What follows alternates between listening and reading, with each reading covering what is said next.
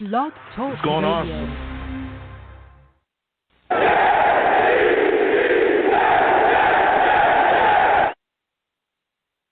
What's going on, folks? It's your boy Long Beach Joe here. Man, boy, do we have a show today. We're going to be talking football with Marty Lyons very soon. We also have a breast cancer guest that we want to, come on and share his thoughts and his foundation fighting against breast cancer. So we'll definitely have them on in a second. But today's show is definitely going to be about just the state of the Jets, where they are right now, what's going on, how this team has found itself in a situation that it's in, being 0-4, all the things that's kind of going wrong within this situation as well. And just kind of also talking about the state of where we are with the players, like some of the players, how they're performing, how some aren't performing. I know people have questions about Sam Darnold. We all know he's dealing with that AC joint sprain as well. So we're going to cover all that today. We're going to cover all these things. We're going to talk about this team and the state. So listen, I am the man of the people. I'm here for the people. Let me shamelessly promote my Facebook page. Everyone go on Facebook, search The Long Beach Joe. Like that page. My content's up there. Go ahead and give it a listen. Message me. I'll message you right back. I love going back and forth with folks about this football team. Also, leave me some feedback. I love hearing about what you folks think I do here on The Long Beach Joe Show. So without further ado, folks, let's go ahead and get into the show. I am fired up. Listen.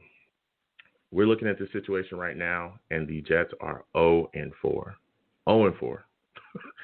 And it has not been pretty. It has not been a pretty 0-4 at all.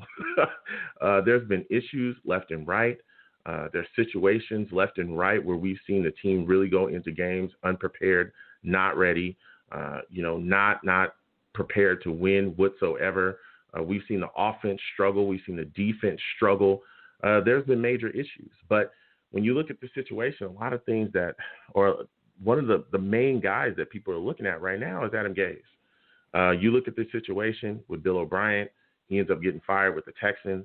The narrative before was, hey, the reason why the Jets should not fire Adam Gase is because, it could ruin Sam Darnold. It could potentially affect his growth as a young quarterback.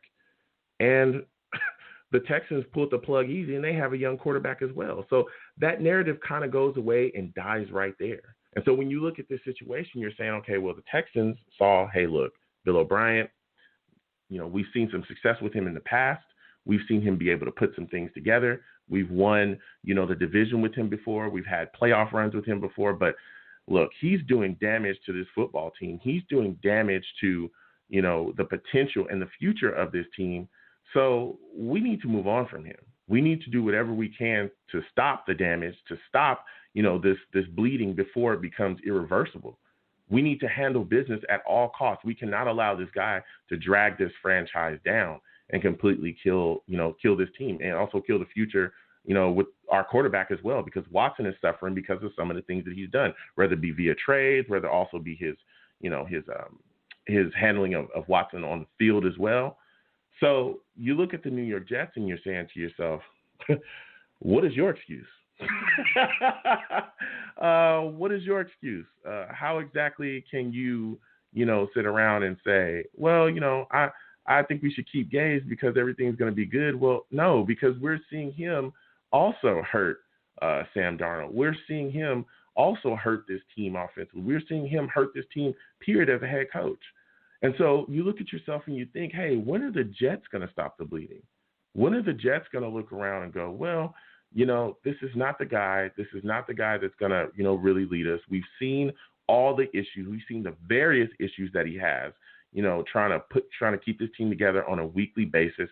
We've seen the issues that he has, coaching Darnold. We've seen the issues that he has trying to keep this offense together. Why don't we move on from him? When is Chris Johnson, Woody Johnson, when are these guys going to get it together and say, you know what, this is not the guy. Look, we hired him. We made a mistake. It's time to move on. When are we going to see that? When?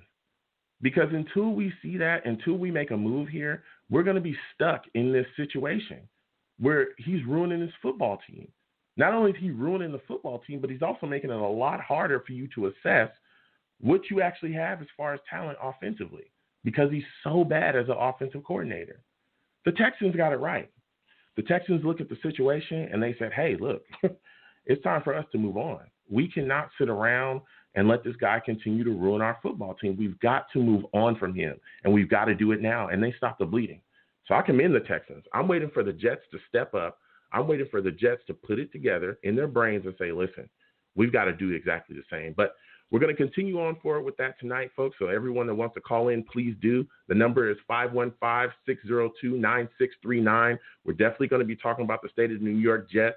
We're going to cover, the game we have coming on down the road. But tonight is all about evaluation of players, where we are currently, again, 0-4. And, the state of the Jets as far as the head coaching as well, state of the franchise. So we'll definitely cover that tonight. But now we're going to go to the lines. We're going to talk with Mr. Brian Henry of the Beats to Beat Breast Cancer Foundation. Let me tell you something. I partnered with the Susie G. Komen Foundation this year as well to put in my fight against breast cancer. But he's going to come on and tell us everything about what he's doing to fight against breast cancer and his experience, dealing with someone that has breast cancer as well. So I want to welcome Mr. Brian Henry on. Mr. Henry, I want to welcome you to the Long Beach Joe Show. How are you doing today? I'm doing great, man. How about yourself? I'm doing great. I'm doing great as well. So I want to get right into it with you. Can you tell us how it affected you to kind of receive the news of your mother being diagnosed with cancer?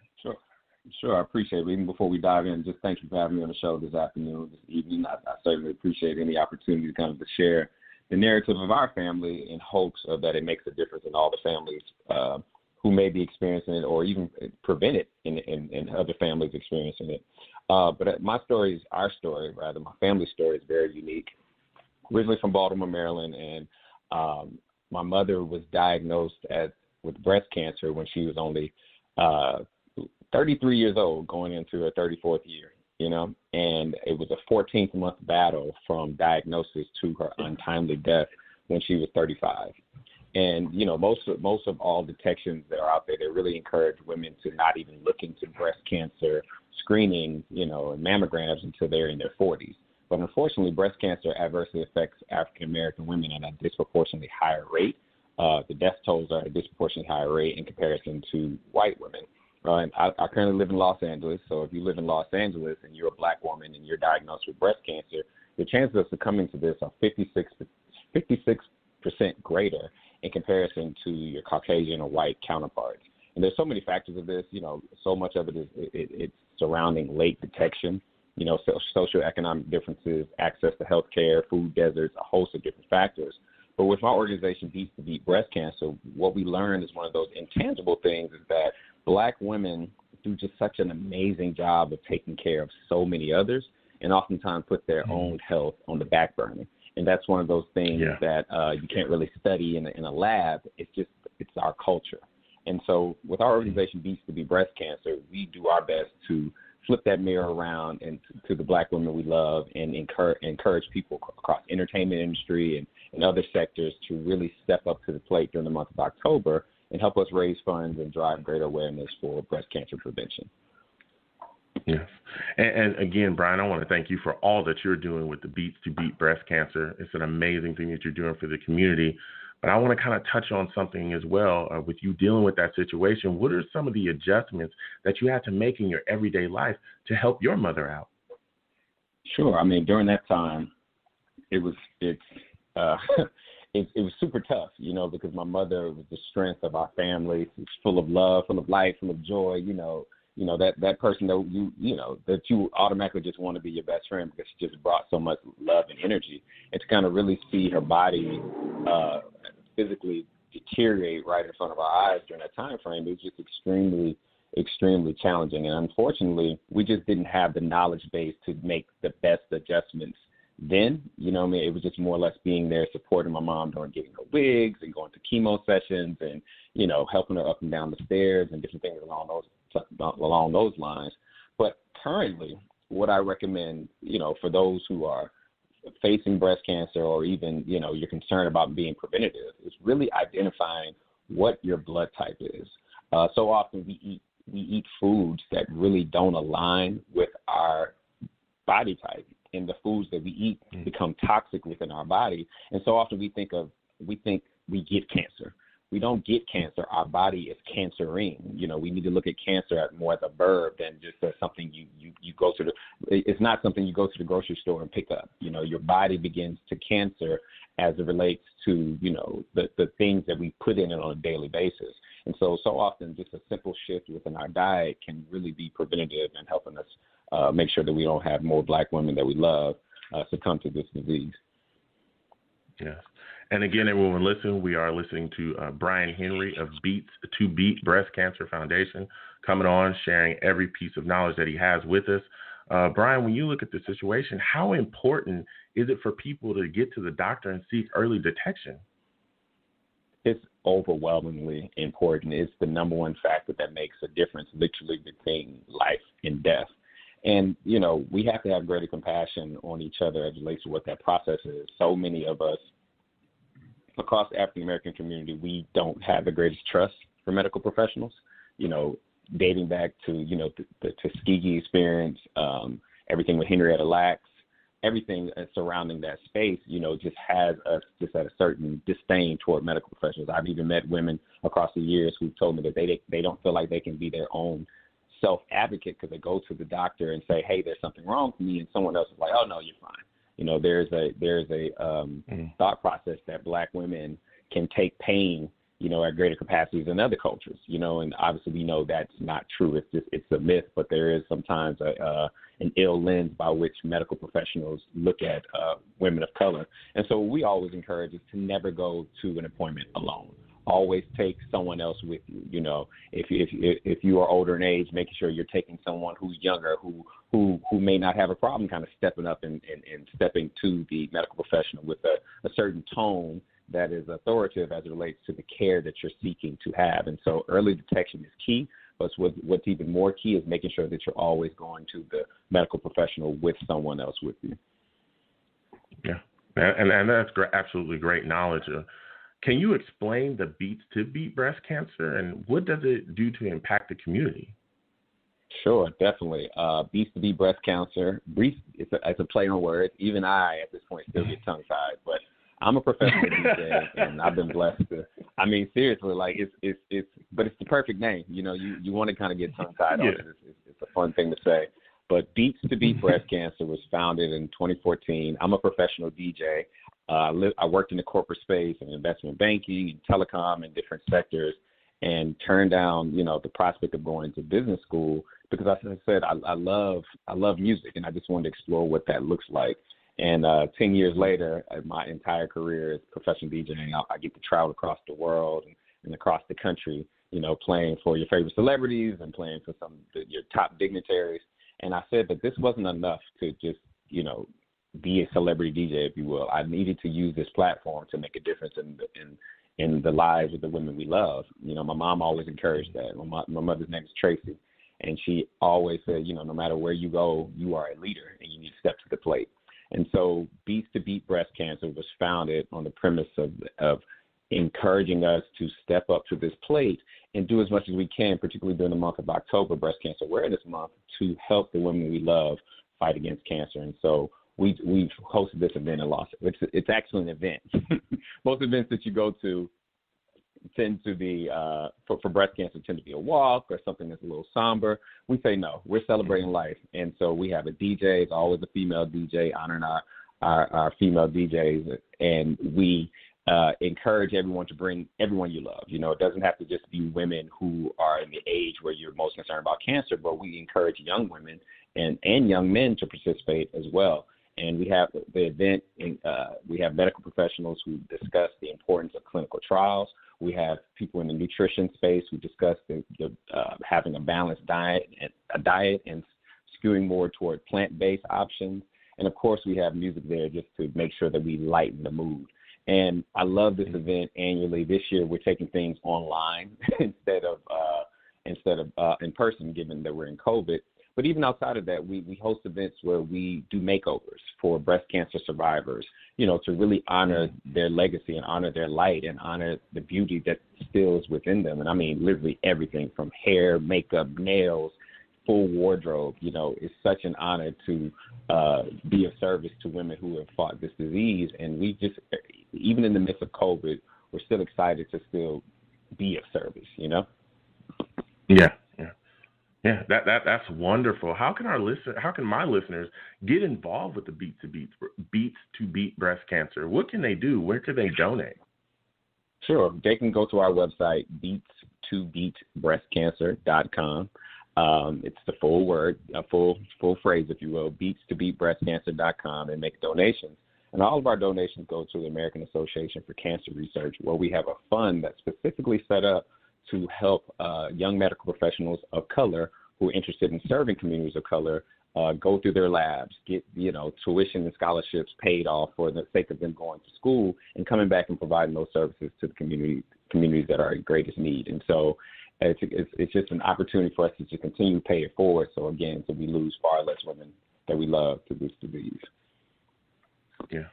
Now, my final question for you before I let you go is, you talked a little bit about it, just a little bit about being a DJ. You're pretty famous. You're just not some anybody. You're a guy that has a big name. I know you're trying to be humble. All right, but I'm gonna let you toot your horn a little bit. Tell us about some of the people you rub elbows with, some of the celebrities that you kind of DJ at events with. Go ahead and let them know what you all about. That's what Kendrick Lamar said. He said, "Sit down, be humble." That's just being a humble servant.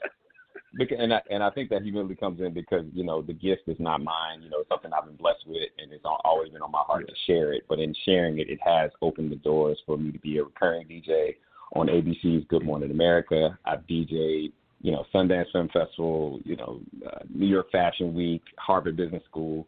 Some folks that I've been blessed to play music for, Chance the Rapper, Cardi B, Beyonce, and the thing I'm most proud of, I've been blessed to DJ for the Obamas on more than one occasion. And so the career of just being of service and just aligning with my gifts and talents has opened the door to rub elbows, to your point, to some of the luminaries and some of the people we love. But more than anything, and what's most important to me, is that gift is always circling back to service, and that's why I'm excited every year to share as much as I can on Beats to Beat Breast Cancer. Yeah. And again, I want to thank you for coming on, Brian Henry. It was great to speak with you. Before I let you go, can you please throw out, all of your social media, and again, where my listeners can donate to the Beats to Beat Breast Cancer, and everyone can get in touch with you as well. Sure. Once again, beats2beatbreastcancer.com, Beats with an S, to beatbreastcancer.com, and my personal social media on Instagram is at its Brian, Brian, Henry, Henry, at It's Brian Henry on Instagram. So love anyone who's listening. Feel free to reach out. Always happy to answer questions surrounding this cause and anything else where I can be of service. So, man, thank you so much for having me on the show today. I really appreciate it. All right. Thank you so much again coming on, Mr. Henry. It was great speaking to you. You have a good night. You too, Joe. Take care. All right. Have a good one. Whew. Listen, what a great interview with Mr. Henry there. Brian Henry, again, Beats to Beat Breast Cancer. A great event that he has going on. I'm supporting the Susie G. Komen Foundation as well in my fight against breast cancer. If you'd like to donate to my fundraising page, it is plastered all over my social media at YoungJ000. Also, The Long Beach Joe on Facebook. You can go there. Please donate. Give anything that you can. It's all about bringing the fight to breast cancer and try to do the best that we can to eradicate the world of this disease. So it's all about breast cancer research, bringing awareness to breast cancer, and bringing the fight to breast cancer as well. So I want to thank everyone that gets involved, whether you donate to Beats to Beat Breast Cancer or you donate to my fundraiser page. It was absolutely great, again, to talk to Mr. Henry. He's doing a lot of great things in the community. So now, moving on from that, we're going to come back to talking about the New York Jets and the issues that they're having there. When I look at this team and I evaluate this team, I talked a little bit about Adam Gase before and about the issues that he put in there. And I think one of the biggest casualties of that is Sam Darnold. Look, everyone has different opinions about Sam. I've talked to various people across the board. But if you ask most analysts, you ask most people that, are really in tune with football, that are really trying to figure things out and really kind of get a stiff look at the Jets, a lot of them will say that, listen, Sam Darnold has the talent. Without a shadow of a doubt, he has the talent. The problem is, hey, Is he going to be coached correctly? Is he going to be surrounded by the right weapons ever? Is he going to be put in a position to ever succeed? And I think that's a big question because, this franchise has issues. It's not just coaching. This roster, not a lot of weapons there. The protection has issues. So we're looking to see, hey, is Sam ever going to be put around the right people so that he can ascend as a quarterback? That's a big question. A lot of that is on Joe Douglas as well. We're going to talk about Joe Douglas tonight too, because guess what?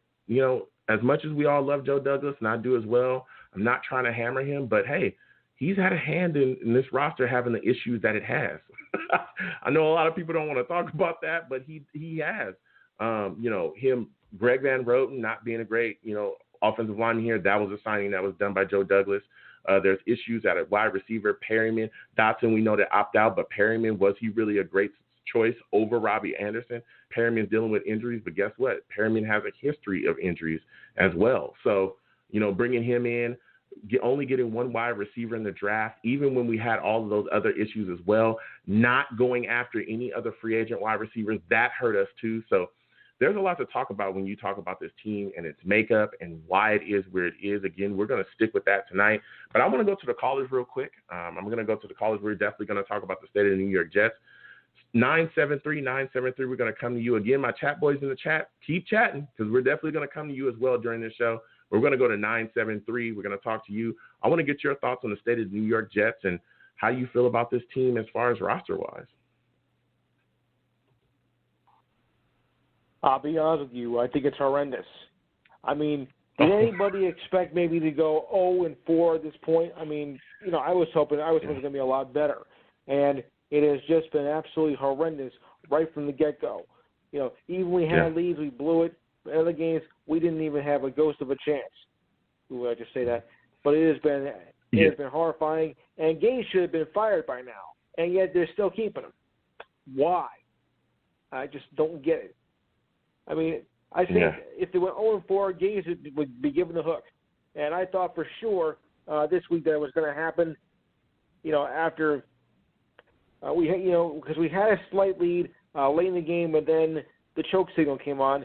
And I thought, okay, I said, Gage is gone. And yet we still find out you still have him. The NFL fired the wrong coach this week. But it's not like any better. Yeah, look, I hear you, and that was something I talked about a little bit earlier in the show. Was, hey, listen, if the Texans can fire Bill O'Brien and move on from him with all the issues that they had with him as far as going forward, building the roster and doing the things that they needed to do, then why exactly can't the Jets fire Adam Gase, who's had nowhere near the success that Bill O'Brien has had with the Texans? We've had issues here offensively, literally since he got here. We've been ranked dead last in the league. And it's been pretty ridiculous. So if the Texans can look around and go, hey, listen, it's time to move on from this guy, why are we hearing things like, well, if you don't fire him, it's going to ruin your young quarterback? That makes absolutely no sense to me. And that's where I want to go with you next, because I want to talk about this roster with you folks as well. Listen, Sam Darnold, what is your evaluation of him currently? If you want to scale between 1 to 10, how about a -2? He has done absolutely nothing for the Jets.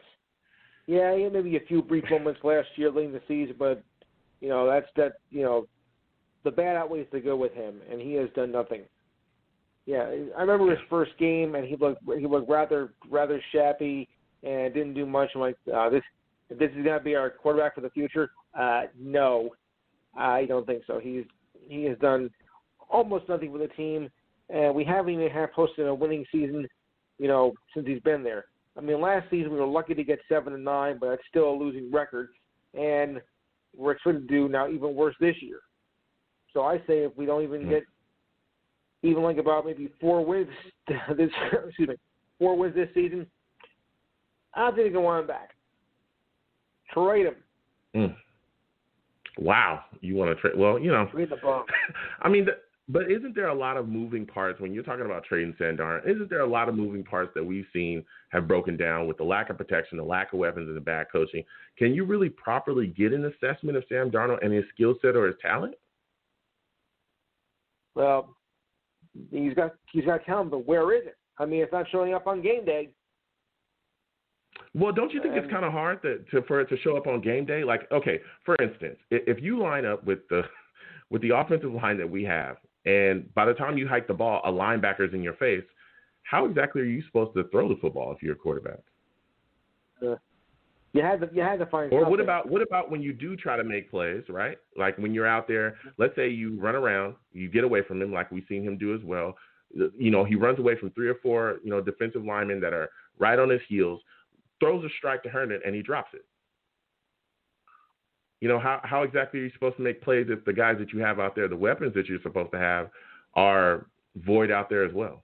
Well, if your weapons are not producing, you're not going to get anywhere. So that's another factor right there. I mean, you're just dropping the balls, and what is that? That's not progress. So, you have to have your weapons, and you got to throw in Darnold. And if you keep missing, you're not going to get anywhere. So it's all around. Yeah.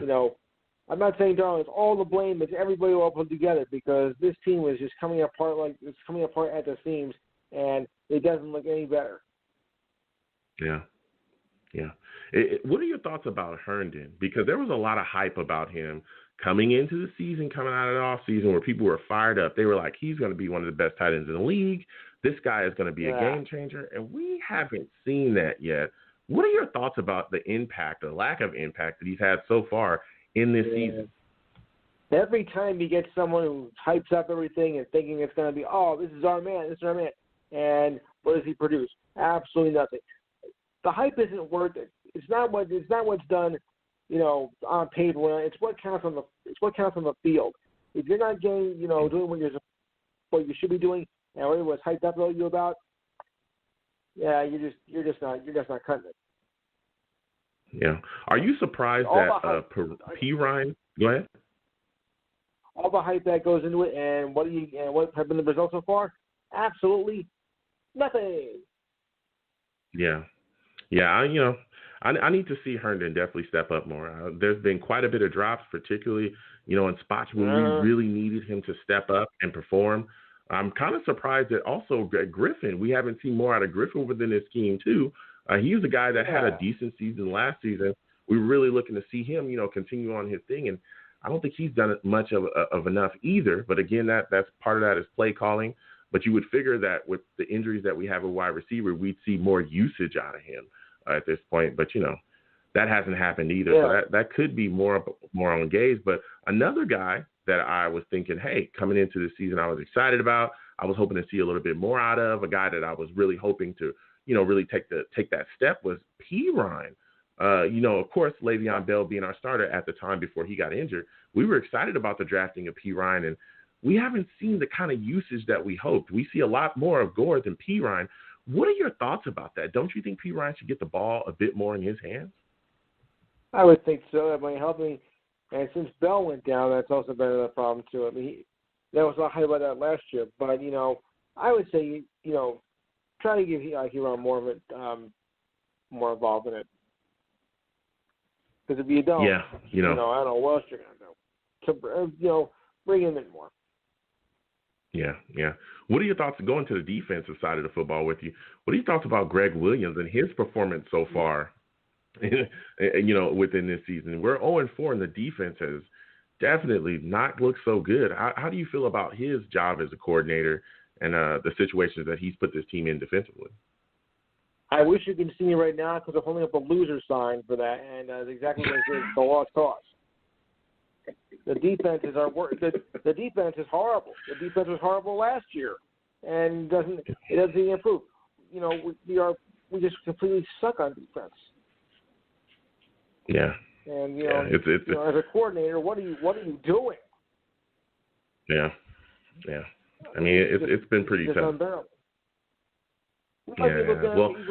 We might resemble a season that goes back to 1992, the 1-15 season.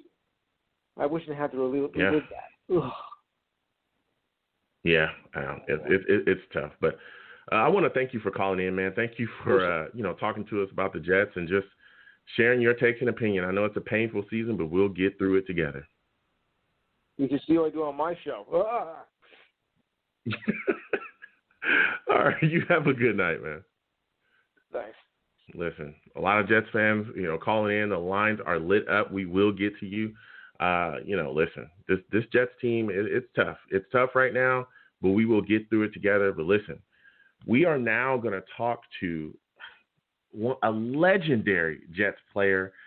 Excited to have him come on, Mr. Marty Lyons. Guy that's done so much for New York Jets. He's also an author as well. So we're going to bring him on in a second, folks, and we're going to talk to him about his foundation. We're also going to talk to him about this new book that he has coming out. Marty, I want to welcome you to the Long Beach Joe Show. How are you doing today? I'm doing well, thank you. That's excellent to hear. It's good to have you come on. Could not wait to speak to you about everything that you have going on, because you have so many good things going on. But before we get into the book, could you tell us a little bit about the Marty Lyons Foundation and what it does for the community and how my listeners could get involved with that? Well, I started the foundation in 1982. I was 25 years old, and playing for the Jets, I had the perfect platform, the perfect life. Then on March 4th, my oldest son was born, and then on March 8th, my dad suddenly died of a heart attack at the age of 58. And then on March 10th, a little boy that I was a big brother to died of leukemia at the age of 5.5. So I really was questioned. I couldn't find an answer. I kind of blamed myself. I said, what am I doing wrong in life that God would do this to me? And then, days would go by, and then it turned into weeks, then it turned into months. And then you finally realize that this is a part of life that, everybody's going to go through at one point of their life.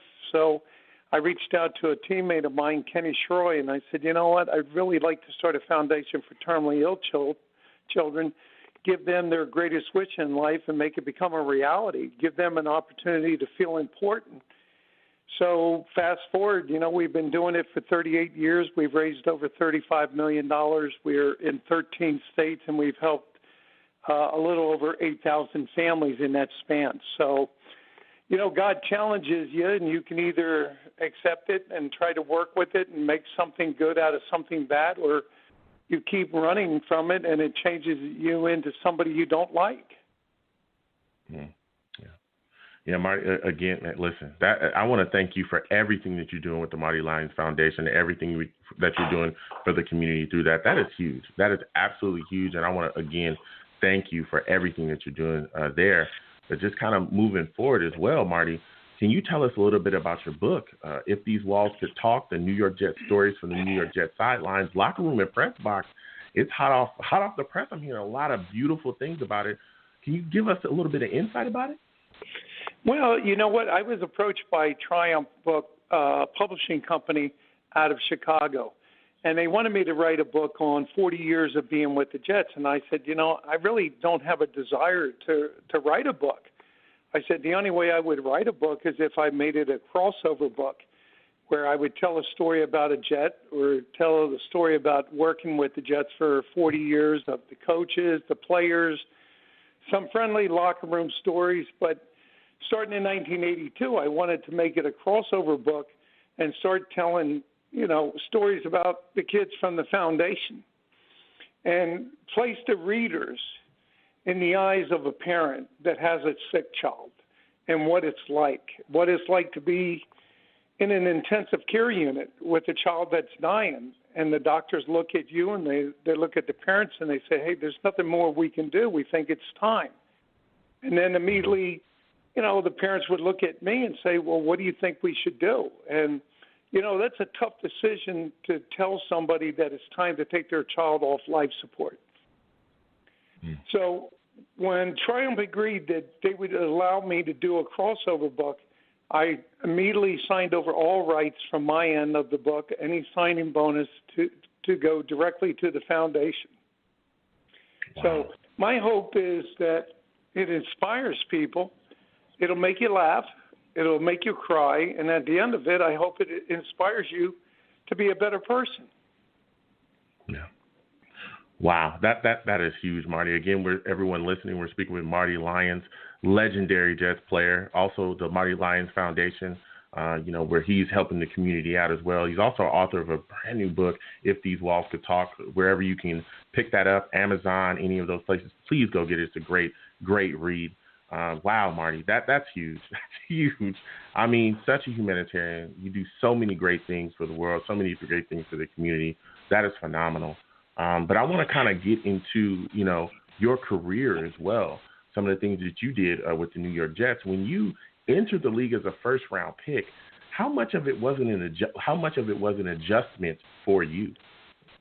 Well, it was a big adjustment because normally in college, we played a 5-2, which meant I was a defensive tackle. And as soon as I got drafted up here, they drafted Mark Gastineau in the second round. The defense switched over from a 3-4 to a 4-3, meaning that, I had an actual starting position since day one. And the problem was that, I didn't have the speed to play a defensive end. I had the technique and the knowledge to go inside. So my rookie year, I was outside. Joe Klecko was inside. After that, they flipped us. He went outside. I went inside. Mark started, and we had two outstanding defensive ends. You couldn't double team them. And if you did, then that freed up one, either myself or Abdul, or freed up a linebacker. So, I was very fortunate to play with some outstanding, talented athletes in college. We only lost 6 games in 4 years with Coach Bryant. We won 3 SEC titles. We won a national title. So I think the biggest adjustment that I had to make coming into the NFL was get used to losing some games. It wasn't it wasn't easy. You're used to winning, and we open up the first game that year and we lost to Cleveland, and then we go up to New England and we get beat 56-3. And Ooh. I remember on the way back, I was sitting on the airplane just looking at the veterans in the back of the plane, and at that time, the NFL even allowed the flight attendants to give you 2 beers as you got on the plane. So everybody was drinking. And I remember looking back there at the plane, I go, I cannot believe that this is the NFL. We just got embarrassed. And Matt Robinson, the backup quarterback out of Georgia, came over to me and said, "Hey, Rook, what's wrong with you?" And I go, "Matt, I can't believe we just lost 56-3, and look at the plane." And he looked at me and he says, "Hey, this is the NFL. You got to get over it, or it's going to happen again next week." So It was you had to open up your eyes. It's a childhood dream that became a reality. But when you first stepped into the doors of the NFL, it wasn't everything that I thought it would be. And then all of a sudden, the team started to turn around, and we started to get better leadership. We started to get better play, and we made it to the playoffs a few times, but unfortunately, we never made it to a Super Bowl. Yeah. And Marty, when you talked about getting better leadership and a lot of the older players that you had around you, what were some of the older veterans that took you under their wing and kind of helped you along in your career? Well, I think the first guy would be Joe Klecko, and Joe certainly has earned every right to say, hey, he's a Hall of Famer. He won't say it, but I will. This guy made All-Pro at 3 different positions. He was the leader both on and off the field, and he couldn't have done more for the New York Jets organization than he did. And the only thing not on his resume was playing in a Super Bowl. So he's not in the Hall of Fame, but I think it was him and it was Greg Buttle, a linebacker that we had out of Penn State, probably one of the smartest people I've ever played with. He knew everything. The coach would signal something in for the defense, and he'd yell back at the coach. It didn't work, and he'd change the defense. And 9 out of 10 times he was right. But he knew where every 11 players should be and what they should be doing. So they held us pretty much accountable. But I can remember watching those guys as a rookie sitting in front of my locker trying to get the team fired up. And as a rookie, you don't say much. You just sit there. And then all of a sudden, I don't know when it was or where we were at, but the torch was passed. And then I got up. And, that energy that was building up in me, I just let flow throughout the locker room. And whether it was breaking a table or making some noise in there, I made sure everybody knew that, hey, there was a game to be played and we better be ready. Yeah. And when you talk about being ready, because that's a lot of fans, a lot of my listeners as well, some of them may not really understand what it takes to truly be ready for an NFL game week in and week out. Can you speak to how much of a grind it is physically to play in the NFL? Well, it's a grind because after, week 1, maybe even in after week 2, your body starts to ache because training camp back then wasn't like training camp now. Preseason games back then aren't like preseason games now. We used to play a quarter in the first preseason, a half in the second, 3 quarters in the third, and then you play 3 quarters in the fourth. So you were building yourself up, getting in football shape. And I think when you look at the Jets this year at 0-4, Joe Douglas went out there and he tried to rebuild through free agency and offensive line, and he found some very talented players. Then the coronavirus hit, then the pandemic hit. So all that chemistry that would have been built through mini camp, training camp, preseason games got eliminated. And then you're putting a responsibility on the players to say, all right, guys, let's get fired up, get that energy going in the locker room. Then you run out onto the field, and it's an empty stadium. And you look around. For a player like myself, and I think most of the players that I played with, the energy that came from the fans went right down onto the field, and we fed off it. And, I mean, there was games where, they stand up and they're chanting JETS. Man, you just find another gear to kick it into. But now it's depressing, and I think we're going to find out that the teams that have been in the same system for a while with the same players, like the Seattle, Kansas City, they're going to be more successful than the teams that are in the rebuilding process. That some of these players, they're still trying to get to know the guy next to them.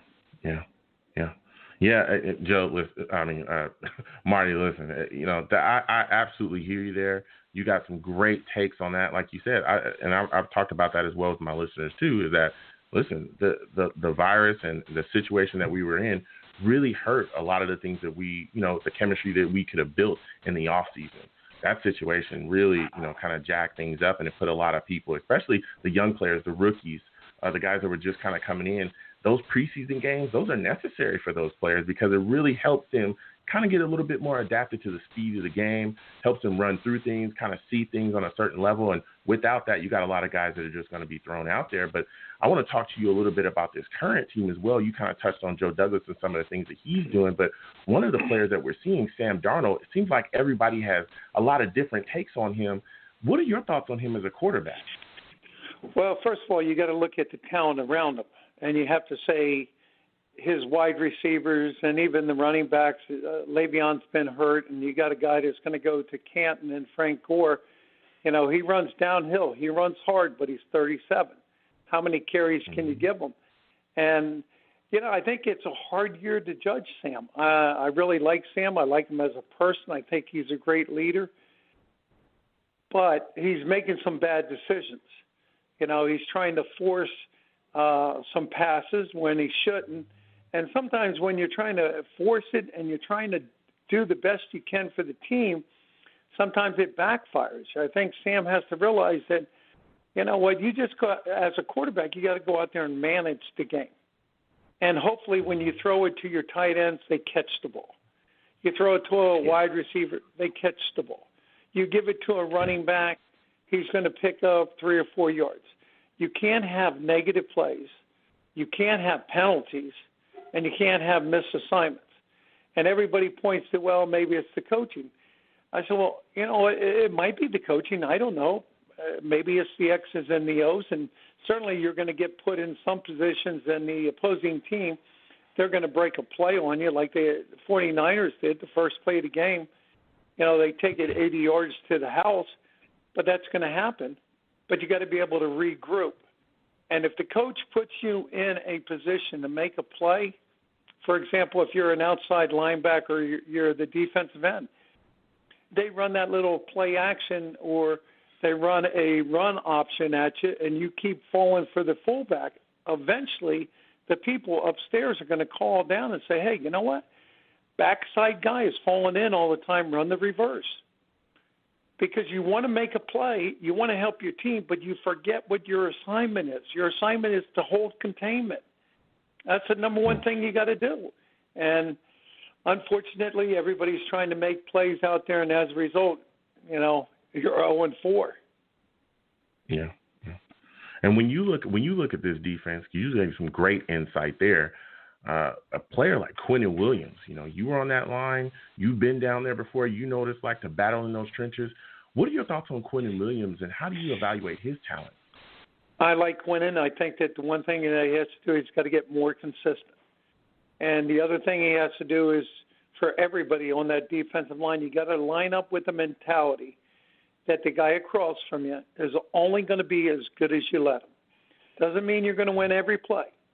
You want to come out and you want to win 70% of the plays. He gets paid. He's a professional athlete.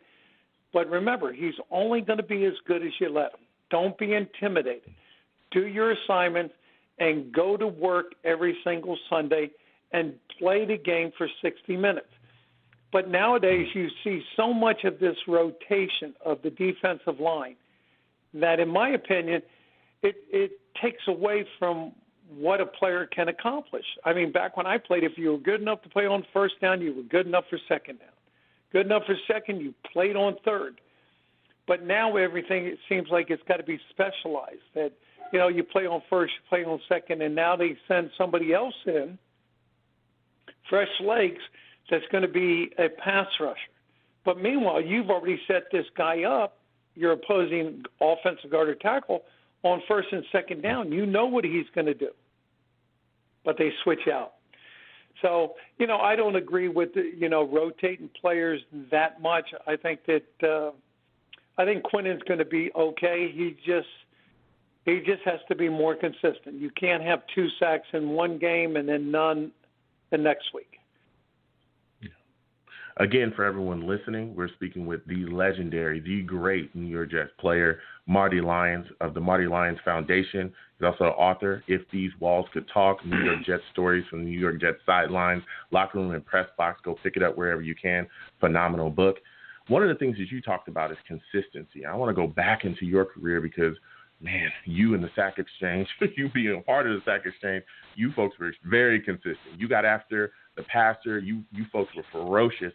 Can you talk about the season when the Jets led, defensively in sacks of 66? What was that season like for you folks, just getting after it? Well, the mentality was not, are we going to get to the quarterback? It was really how many times we were going to get to the quarterback. That was our whole key. How many times are we going to get to the quarterback? And when you go back to Mark and Joe, they both had over 20 sacks. I mean, that's 40 out of the 66, and the rest of us had our share. But again, those 2 guys carried the load, and it was. I was wedged right in between Abdul and Joe. And when Joe would get down in his stance, we didn't have calls in the huddle. I would look over at him, he'd look at me. If he nodded, I knew what he was going to do. I knew he was going to take the tackle up and come inside. That meant I was going to try to hold the guard on the line of scrimmage so that we would create space. And as soon as I saw Joe go, I was going to release him because I had to take outside containment. So we knew what each other were capable of doing, and we didn't have to make that call in the huddle. We determined it on the line of scrimmage. And believe me, whatever Joe wanted to do, I was going to be his backup. I was going to have his back. He was going to have mine. Yeah, let me tell you, Klecko, Gassino, like you talked about Salam as well, Abdul, whoa, you folks are ferocious.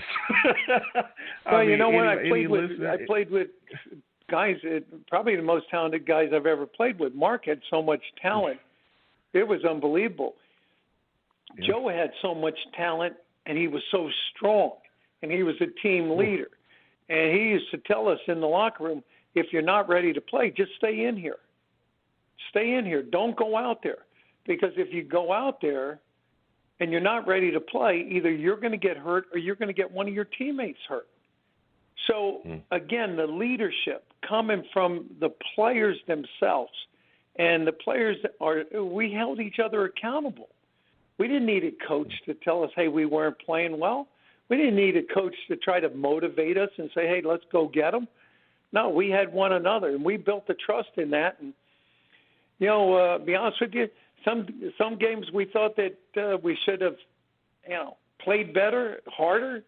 Just didn't happen that day, and people go, well, you know what? You said you were prepared. You said you had a good week of practice. What happened? I go, you know what? Nobody can pinpoint it. If we could pinpoint it, we could bottle it and sell it to every team in the NFL, every college team, because it does happen. Yeah, it absolutely does. And just continuing to speak with you about your career and the things that you did out there on the field, what was it like making it to the AFC Championship? What was that run like up into that moment? Well, the run was fantastic because we had to go on the road. And we kind of labeled ourselves road warriors. And we went out to Cincinnati, and we beat them up pretty good because Freeman McNeil ran for over, 200 yards. And then the following week, we had to go out to L.A., and we played Jim Plunkett and the Raiders, and they were known to try to intimidate you, but we made sure when we left the locker room, nobody was going to intimidate us. If they beat us, they beat us, but they weren't going to, we weren't going to back down to them. So we win that game 14-7, and then we're on a pretty good high. And we go down to Miami. There was a wet field. It rained all week. Nobody covered the field. And, of course, we had 5 turnovers on the offensive side of the ball. We gave up 1 defensive touchdown. And, we lose 14-0. We got a pat on the back. They said maybe, don't worry, we'll get them next year. But unfortunately for quite a few players in that locker room, that next year never came.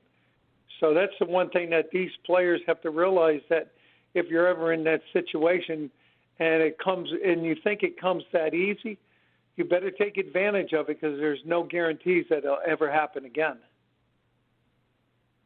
Yeah, you're absolutely correct, Marty. I always preach, and, we've seen other players preach across the league as well, seizing the moment. It's like you just said, you never know if you're ever going to have that chance again. It's here now. You got to do whatever you can. Go ahead. Yeah, whatever you can to do to play as hard as you can. And people have said, well, Don Shula didn't cover the field. I said, well, you know what? It's not like they took the ball and went to a dry field. They played on the same field that we did. Problem is you have those turnovers. You have the turnovers, you're not going to win the game. It's pretty simple, especially when one of the interceptions was returned for a touchdown. That's a quick 7. Then your offense has to go back out, and we didn't play solid football that day. Maybe we were all caught up on the field not being covered, or maybe we looked ahead and said, hey, you know what? Let's make the plans. We're going to go to the Super Bowl. There's no way the Dolphins are going to beat us 3 times in 1 year, but they did.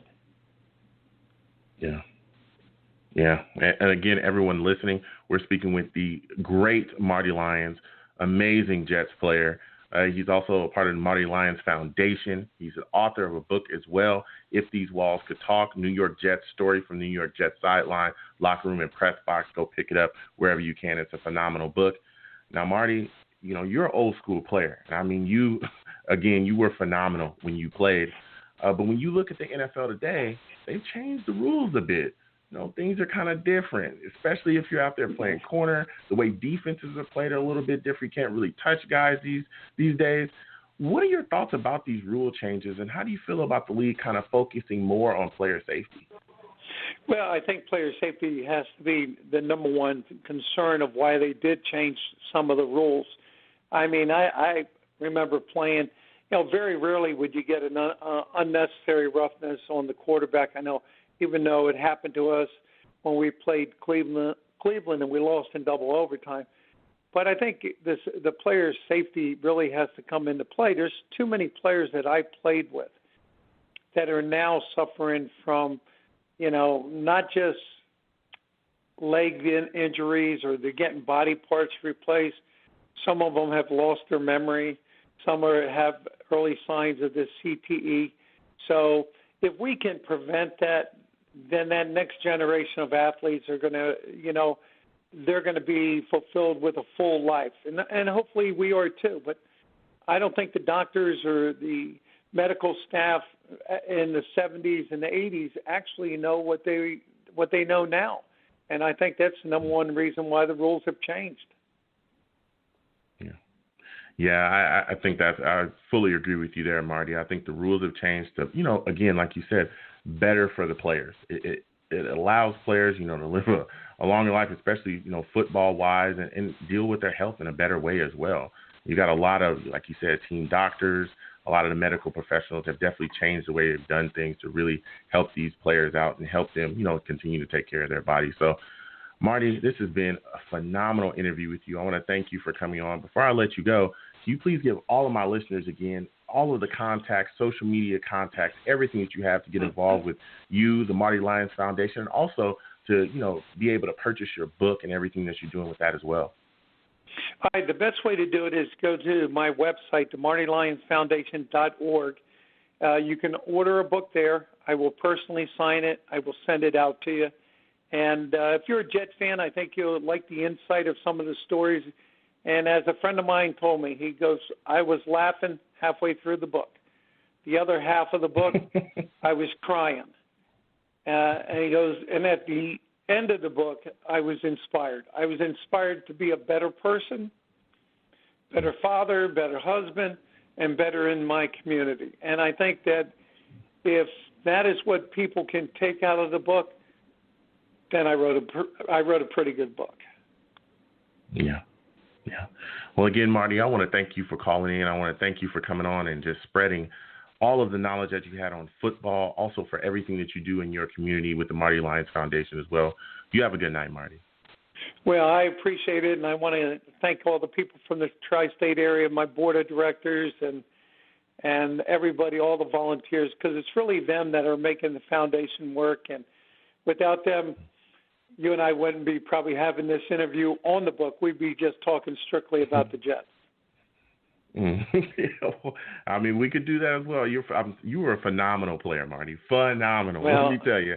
Any listener, you go back and you watch that tape, Marty was throwing people around like crazy. There was like nobody that could block him in the world. So well, that would have been a great some conversation fun, as well. We had some fun. All right. Well, you have a good night, Marty. You got it. I appreciate the time, and everybody out there, stay well. All right. You have a good night. Good night. Bye-bye. Phenomenal interview with Marty Lyons. Again, everyone, please, the Marty Lyons Foundation, go over there and get involved with that.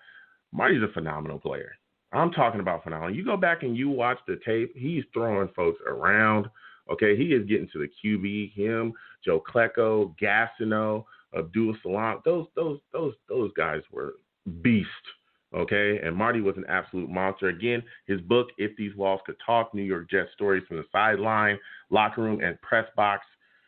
Phenomenal read.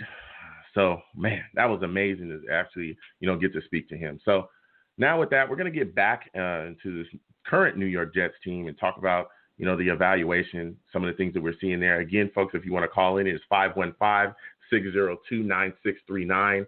You can call in, please. Talk to me about this Jets team. We got a lot of things coming up. I'm going to get to the callers that we currently have. My chat guys, please keep chatting. I'm going to come to you, so we're going to get to it. So 347, I'm coming to you. I want to give me your thoughts on the evaluation on Sam Darnold so far. How are you feeling about him?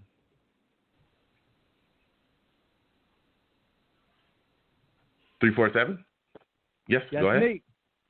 Hey, what's going on? Yeah, Sam Darnold. I don't know what happened to this guy because he has the potential to be a superstar. He looked lost out there. He's the guy that was confused and lost. Still a fan. I still have his back. Everybody wants to give up on him and sink for the next kid. But I'm all for him. I'm standing by him. Yeah. Can't give up on the guy. You gotta be loyal.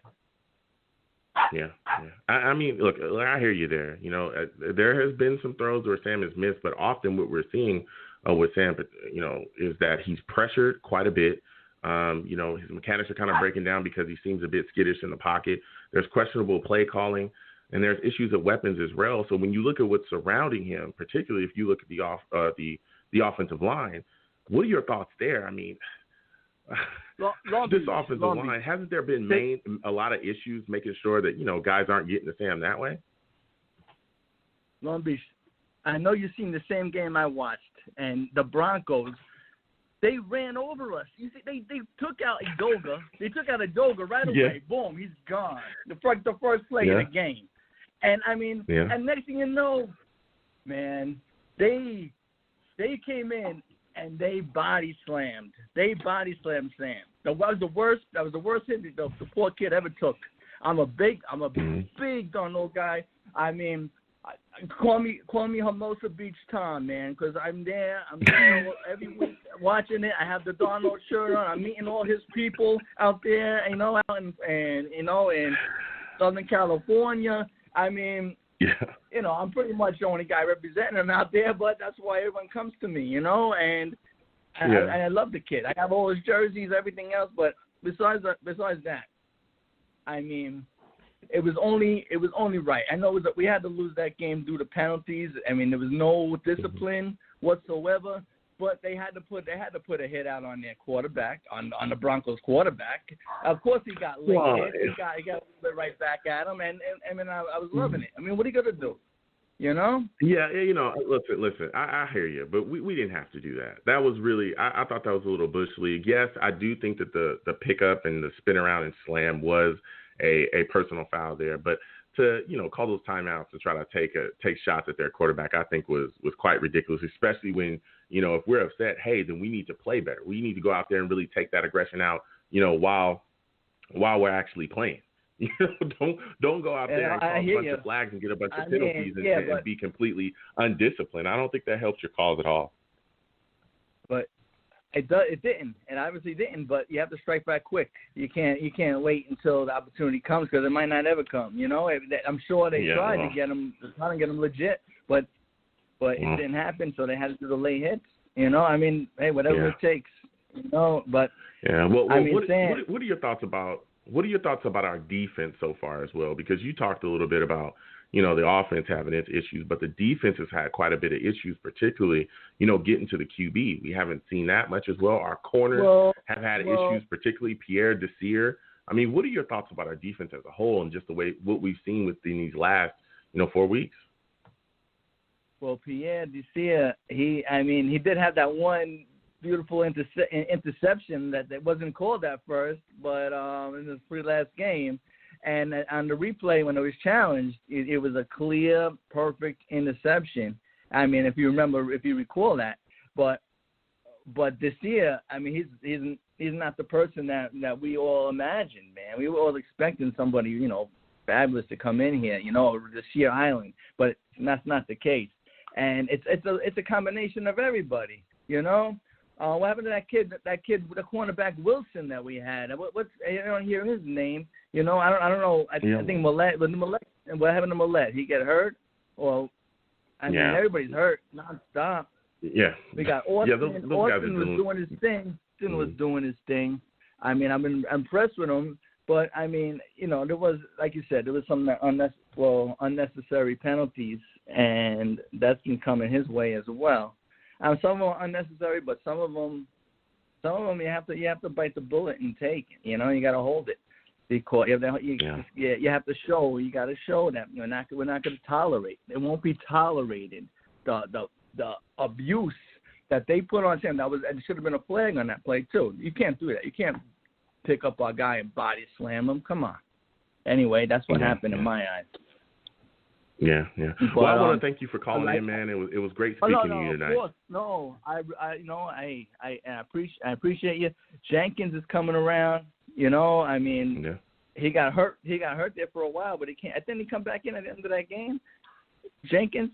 Yeah. He's not. Yeah. So that's impressive. He's pretty tough on that. On that. If he didn't come back and everything else, unfortunately. The unfortunate thing, I was really big on Cashman, man. It's really it really hit me hard when he's done for a couple of weeks, right? I don't know. I haven't been following the updates on him, but he's out for a few weeks with a major injury. Those guys are, we're dealing with issues, or injuries across the board, particularly like you said, Cashman's dealing with injuries, but we're gonna see what happens as the season continues to go on. But I want to thank you for calling in, man. You have a good one. A pleasure. A pleasure is always Long Beach. Yeah, listen, everyone's calling in. They're bringing their takes. I want to thank him for calling in as well. Phenomenal call. Had a lot of takes on the defense and everything they were bringing. Look, it's tough. I'll never agree with us taking shots at, a QB and getting, excessive flags and losing games that way and giving up a lot of yardage to folks. I never agree with that. But, I do think that, this team's got to play a lot more discipline. And this team's got to start to step up because we're having issues and we're seeing it. And I know that, we talk about the roster, we talk about the coaching, we talk about this, but the players have got to go out there and play. They've got to step up and they've got to, play better. We can't not continue to go out there and look the way that we've looked and think that everything, is going to be kind of hunky-dory. Because I'm telling you, a lot of these guys are going to end up not being here, next year. So, we've got to make some changes. We definitely got to make some changes up front. But I'm going to go to the chat really quickly. For those of you that do listen to me on Blog Talk Radio, I also have the chat as well because I stream live. So I'm going to go to the chat, see what some of the guys in the chat are talking about. John Pratt in the chat says, Marty Lyons is one of my heroes. I lived on Bennett Avenue in Hempstead, used to walk to practice at Hofstra and watch. Listen, it was phenomenal to talk to Marty today. Phenomenal. I mean, what a great player. What an absolute great player.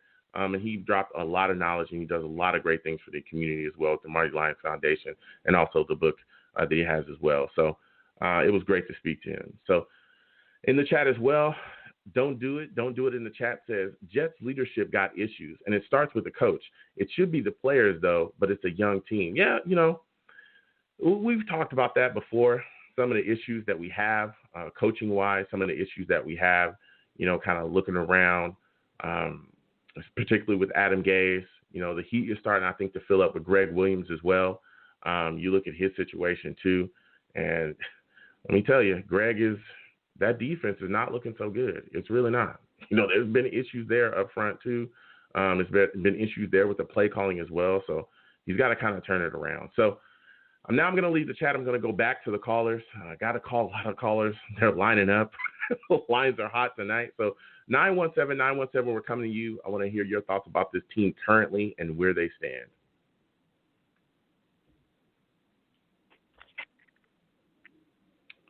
(917), it's on you. Hey, what's going on? How you doing, Joe? I'm all right. How are you doing today? I'm doing good. This is Venom G's, man. How's everything? I'm all right, man. What's going on, Venoms? How you feeling, man? Listen, let me get your thoughts on what is your current evaluation of Sam Darnold, man? What's your current evaluation? Let's go. Man, you can't even evaluate Sam right now. He doesn't have any weapons around him. The line is horrible. Everything is going to crap right now, man. We're just a bad team all the way around. So you can't even place the blame on Sam right now because the line is so bad. Van Roten is just getting ran through every place. It's just horrible all the way around, man. Oh, man. Look, I hear you. I'm pretty much right there with you. I look at the situation where I've seen Sam miss certain guys, on some players, but more than often it's him running for his life, trying to make a play somewhere. We've seen so many scores on broken plays where he's just running for his life and it's just happened to make a play. And, that's got to change. Like you talked about as well, Van Roten, our offensive line, they've got to block better. They got to be better. But when you talk about this offensive line, particularly when you talk about this offense, the issues that we have at wide receiver, stuff like that, when are we going to start to kind of look at this situation and say, Greg Williams,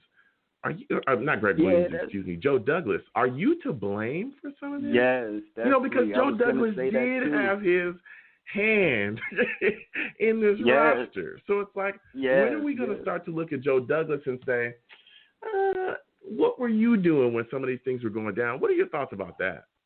Yes, and that's the same thing I was thinking as well, too, because it's like, Joe, you look at Buffalo, you see how Josh Allen was put all the pieces around him, and now you see the Jets. It's like, who do we have here?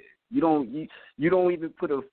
even kick the tires on what's the guy from the Texans that was Hopkins? You don't kick the tires on Hopkins. You don't kick the tires on Diggs or nobody like that. Mohamed Sanu was out there. Yeah, Yeah, it's Sanu is kind of old. I would like a younger, proven guy. Even if you're going to go through free agency, just get a proven guy. Not the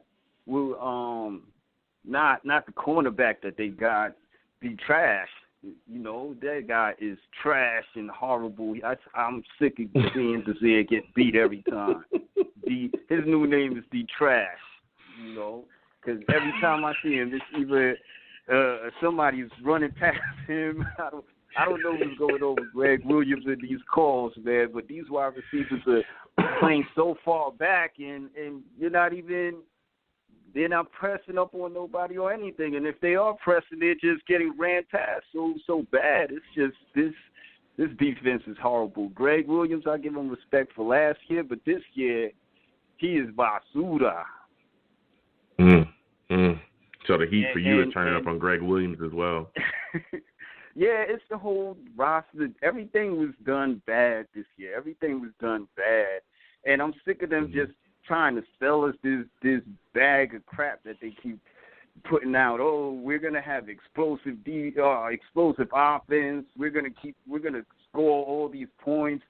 And you get rid of Robbie Anderson and Jamal goes to Seattle, and everybody on Seattle is hitting like Jamal Adams. It's like he bought the Thunder with him over there.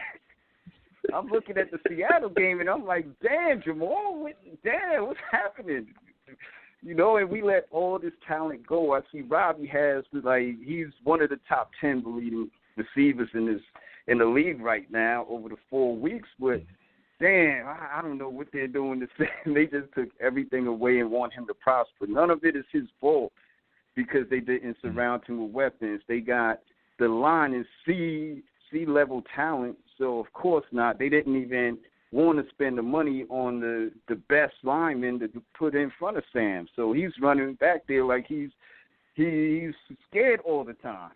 He's like, okay, where's the next hit going to come? The next hit's going to come from here. I don't know who's going to protect me. And I'm glad that they got rid of Ballage because he couldn't block a damn thing as a running back. Yeah. It was time for him to go. They definitely released him, and he needed to go. There was a lot of missed blocks by him as well, particularly in the last game. I know he tried to put something out saying, hey, they try to find a fall guy. Listen, when you play the way that you were playing, woo! Let me tell you something. It's time for you to go, man. Adam Gase, his play calling is horrible. I don't know why. I know Sam must be frustrated. I know the players must be frustrated. I know he's putting everybody in the worst position to succeed, and that's just they're doing a disservice to the whole team because Sam is looking like he's frustrated after every press conference. He doesn't even look like he's lively to be out there. He doesn't even look like he wants to play football. He's like, when am I going home? Because Gase play calling is just horrible. This whole franchise from top to bottom just did a disservice to this kid. Yeah. Well, what are your thoughts about Becton? Because Becton, for a while, a lot of people were saying he might be the best player we have offensively. I mean, this kid came out, he looked really good. A lot of people were saying, hey, this kid looks like he could be a franchise tackle. Of course, he, had a penalty. He gave up, I think it was a sack against the Bills. But ever since then, we've seen progression out of him. We've seen this guy really step up and hold the fort. I mean, he was throwing guys around in various games before his shoulder injury. But how do you feel about him currently up into the point in this season? I love Becton. I love the pick. I love everything about him. I'm just frustrated that they even put him in the game when he was hurt and his shoulder was messed up. Yeah. And they're so short-sighted, and Adam Gase don't know what the hell is going on. They're like, what? Even in the press conference, they asked him. He's like, hey, I don't know what's happening. I don't know why he went out there. I don't know why Le'Veon. He just, this guy is just horrible, man. Yeah, everybody seems like they just come to him and say, Coach, I'm going in. And he say, okay, go on. Get hurt, go on, get hurt. You guys, do what you want to do, And it's the same thing with Osemele last year. It's like, damn, you push these guys so hard to get out there, and this strength and conditioning team we have must be horrible as heck, man, because it's like everybody's hurt this year. Everybody. Even I can't see what Ashton Davis is about. I can't see what none of these rookies are about. They can't even make the field. It's like everybody's hurt. Cage just went down on Thursday as well. So it's like, damn, this roster is depleted. Yeah. When you look at another guy that I was looking at, particularly coming into this year, was Herndon. I know a lot of people were hyped up about him. They were telling me how great he was going to be. They were telling me that he was going to, really show the league what it was like and what he was going to be about this year. And I haven't seen enough out of Herndon.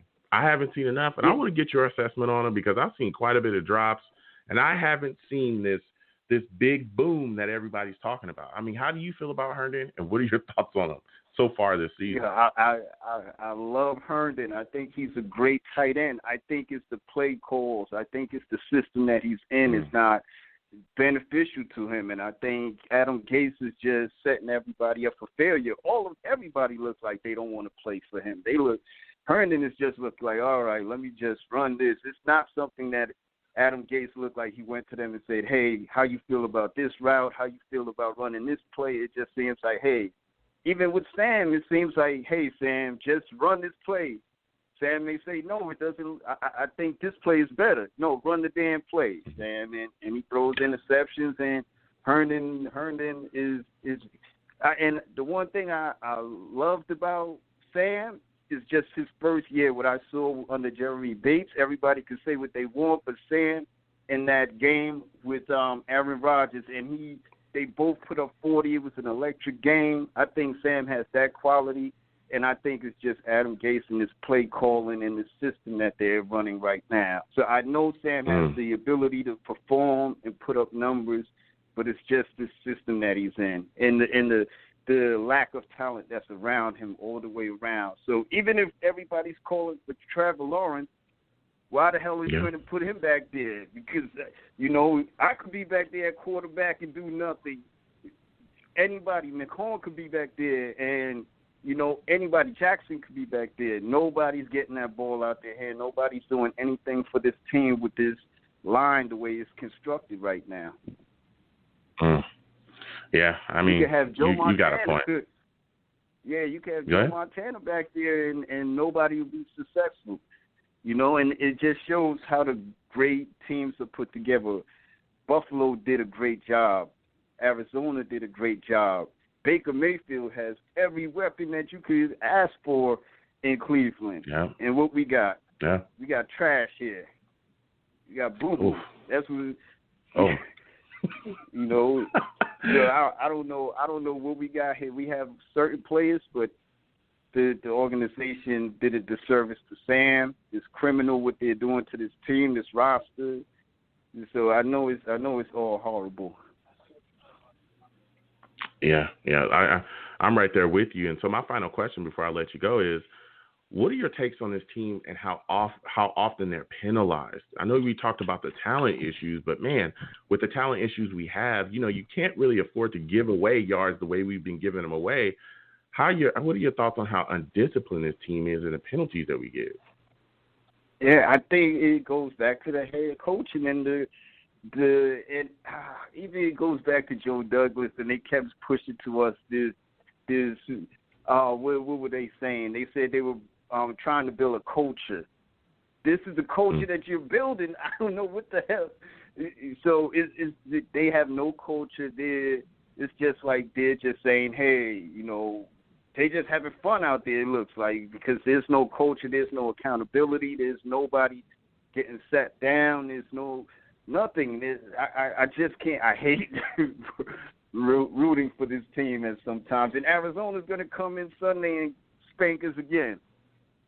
Oh, my goodness. This is yeah, we'll talk about that. And go ahead. Yeah, I can't wait to see what Buda Baker's going to do. And all we had to give him was a 4th-round pick for Hopkins. Hopkins went for a 4th-round pick.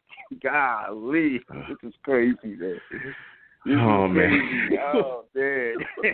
We have a long season. Listen. We'll talk about that game coming up, but I want to thank you for calling in, man, and you have a good night. You too, Joe. Have a good one, man. Appreciate it. Have a good one. Oh, man. What a call. Venom calling in, letting it be known how he feels about this team and the current state of the New York Jets. It's tough, man. It's really tough. I try to shine some light. I try to be positive, but man, it is really tough to be a fan of this team right now. I'm going to come back to the callers in a second. I know we got some callers there, but I'm going to get to this chat because my chat guys are really going off in the chat and they're letting it be known about, what they think about the team and how they feel about them so far. So Dark in the chat, salute to you, Dark. Dark in the chat says, Herndon was always trash. Wow. Dark letting it be known how he feels about Herndon. Mr. Magic says Herndon equals a waste of oxygen. Oh, my goodness. Mr. Magic's in the chat, letting it be known how they feel. I guess they didn't really buy, all the hype that was surrounding Herndon going into the season because there was quite a bit. Dark in the chat also says Joe Douglas has shown that he can plug holes and get solid players to fill in till they get starters on his team and stars. Yeah, hopefully we see. Dark says Becton, Mann are his best picks. Mims is a questionable pick right now. Yeah, Dark's got a lot to say about Joe Douglas. I look at the situation and look, I'm not here to bang on Joe Douglas. I'm not. But if you look at this roster and you look how it's been constructed and you look at some of the players that he signed, there's quite a bit of guys that have not worked out. We can go back to, Khalil not working out. He's one of the worst free agent signings we've had in quite a bit. I mean, he was terrible at center. He was getting folks killed. You come into this season, now you got Pierre Desir, Greg Van Roten, who I didn't think was a good signing either. We've seen him get blown up in so many games. He's missed block after block after block in so many games. Perryman as well. A lot of people are looking at that Perryman signing and going, you let Robbie Anderson go. We walked into a situation where everybody was fired up about wide receivers. Everybody was hyped up about, what we could have there. And look what you have here. Here's a guy that, is injured quite a bit. He's still dealing with that knee injury, but he has a history of being injured. There were better wide receivers out there, and then you only came out of the draft with one other wide receiver. You only drafted one wide receiver. Like that wasn't enough, and so especially when guys were still getting injured, there were other wide receivers that were still out there. We talked about Mohamed Sanu. The last caller, Venom G's, talked about, Hopkins being out there. There's various other wide receivers, names that were thrown out there that were rumored to, be out there ready for a trade. There were teams that were ready to get rid of wide receivers, and he still didn't make a move on those either. So it's tough, man. It's really, really tough. Joe's made some solid signings. He's had some guys come in and kind of work out, but the list of guys that did not work out, the list of guys that are getting beat, the list of guys that he's brought in that's hurting this team, it's getting, longer and longer. It's getting longer and longer. But, we'll see what he does with this upcoming year as well. We'll see what he does. Maybe he makes a trade before the trade deadline. That would be big as well. So we'll see what he does going forward. But there's definitely some questions surrounding Joe Douglas and his construction of this football team as well. But now I'm going to go back to the callers. I'm going back to the callers, 347. Coming to you, I want to get your thoughts on this football team and where they stand currently. Yes. 347. That's me. That's me again. What's going on? I you really, back again, huh? You found your way back again. Yeah, bro. Let's talk about it. I was just listening, but it's all good. It's all good because we come up short that last time. I wanted to ask. You know what? I'm really impressed with. There's not many things to be impressed about, but if you're gonna find anything positive about this current Jets team, look at your kicker. Look at Ficken and compare him this year to the rest of his career because he's on. This kid's on. Ficken is whatever he's asked for. He might have missed one. I think he missed one. It might have even been an extra point, but that's it. I mean, he got the majority. He's kicking probably like 80% of his kicks right now, and he's doing his thing. Whenever you ask him to step up, I mean, and one of them was called back on a penalty that he missed, but I mean, it's something promising, something that promising compared to last year. Last year I was crying about the kicker. Yeah. This year I'm crying about the whole team. You know what? Yeah, What it is. look, I hear what you're saying. I look at the situation with Ficken as well. I think he's done a decent job. But I'm looking at this offense, and I'm saying to myself, this offense has got to get better. We cannot continue to look the way that we've looked, especially coming into this season so far. This looks like the same 32nd ranked offense. I think it's going to be tough.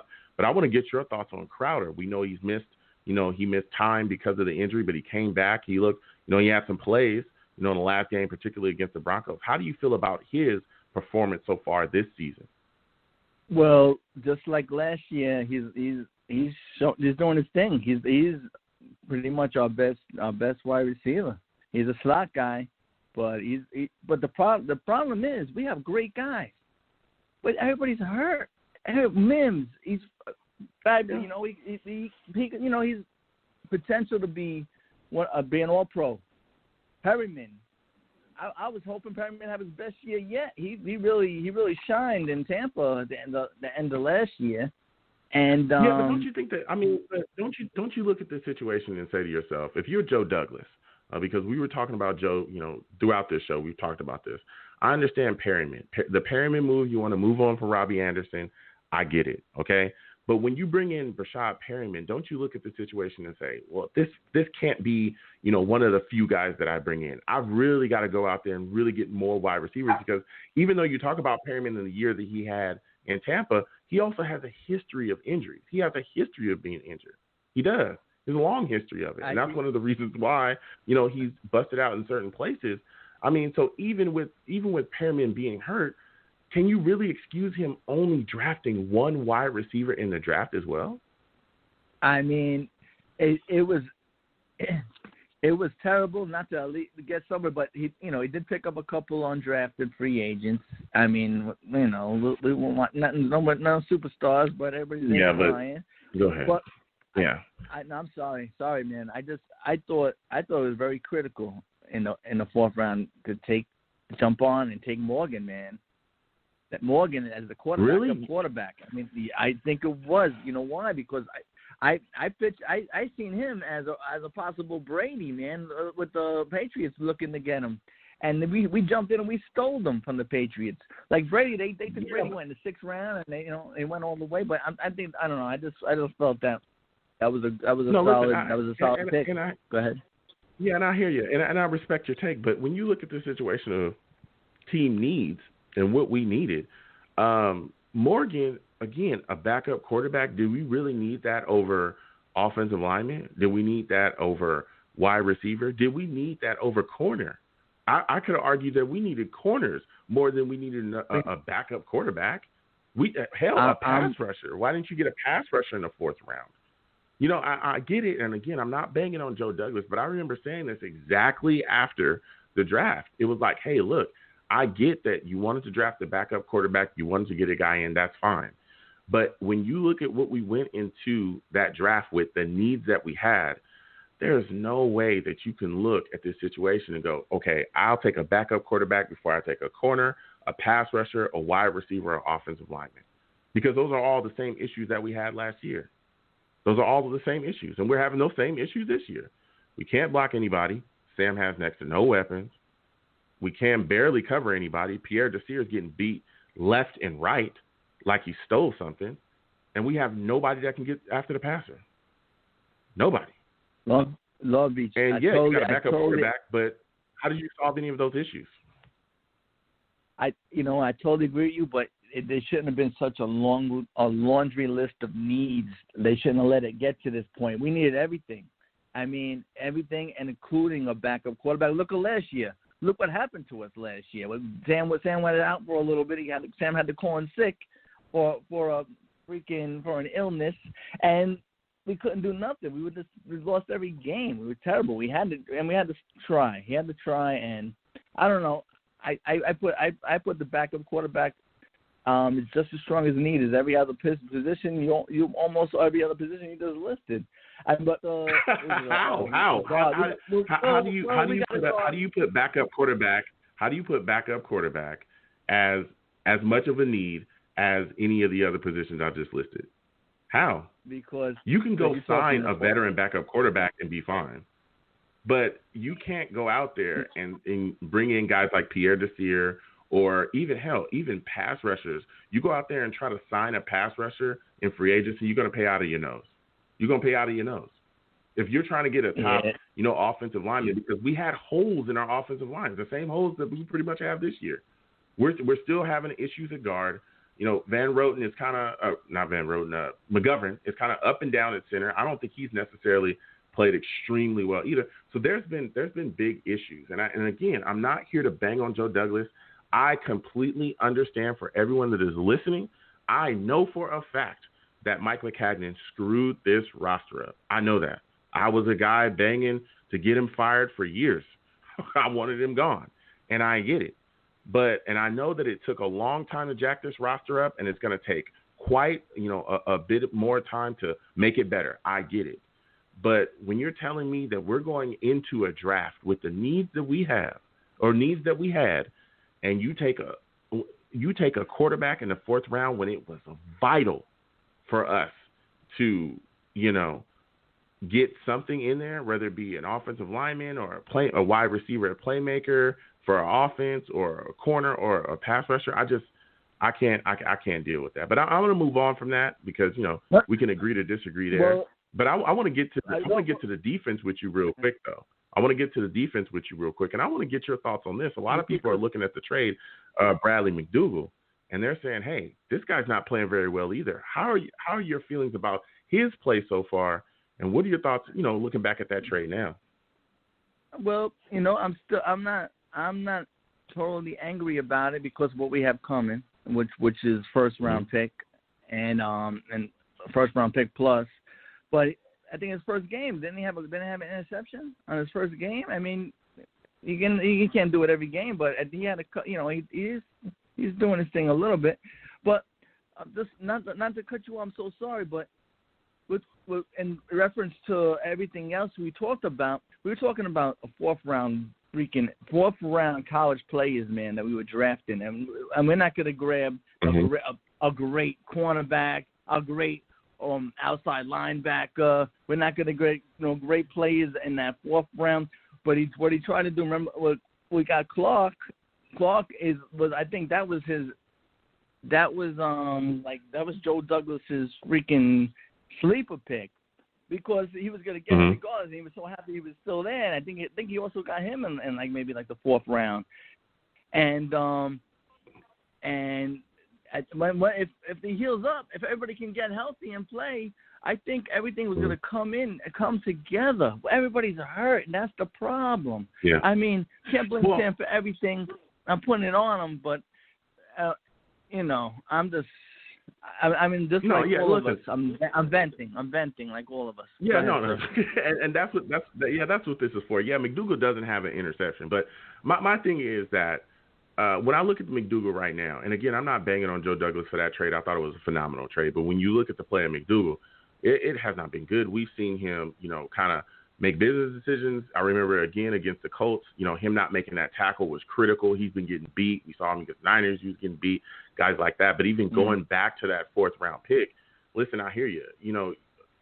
You can still find guys that are going to be serviceable in the fourth round, especially if we're talking about offensive linemen, especially. Okay, there's tons of offensive linemen that have been picked in those mid-rounds, those third. This is the same kind of thing where we talked about with Mike Maccagnan, but it's not on the same level because he's not busting out drafts. That's not what I'm saying. What I am saying is that when you look at this situation where, hey, if you're trying to make a decision between, what you need and drafting a backup quarterback, you need to go with what you need. And I don't think we needed a backup quarterback, not over wide receiver, not over, offensive line, and not over corner or pass rusher. We should have attacked something more. And that's why we're in the position that we're in. I understand, getting a backup quarterback is great. People want to talk about the Patriots. That's all well and fine. But we still have a lot of the same issues that we had last year, a lot of the same ones.